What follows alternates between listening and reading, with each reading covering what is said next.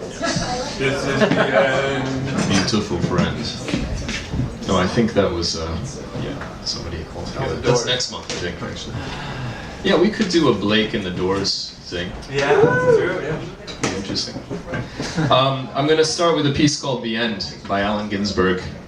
And the reason, in fact, I wouldn't necessarily, well, I'll get to that in a minute. I actually, the summer before I came to Japan, I did a workshop in, I was at the Jack Kerouac School of Disembodied Poetics at Naropa College, and Ginsberg was my mentor and my advisor, I suppose.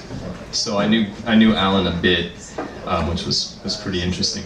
And it was kind of cool because there was one afternoon that we went and we had pizza, and he was really curious why, this is in '94, and so I was in my mid-20s and he was in his late 60s, I think. So he was curious why people of our generation in the mid-90s were interested in his work and their work, you know, the beats. So I think he'd get a kick out of all of us being here, you know, doing an honor, mainly for Bob, but, you know, a little bit for Alan.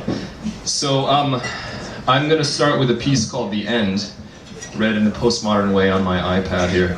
And this wouldn't be my first choice for a Ginsberg poem. In fact, it probably wouldn't be my 50th choice for a Ginsberg poem. But the only reason I'm reading this is because this poem called The End appeared initially in a magazine called Yugen 7.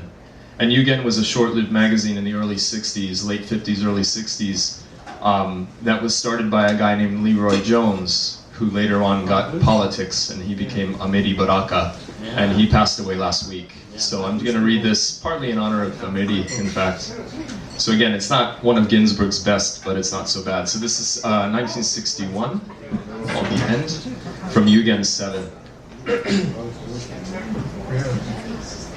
I am I, old Father Fisheye that begat the ocean, the worm at my own ear, the serpent turning around a tree. I sit in the mind of the oak and hide in the rose.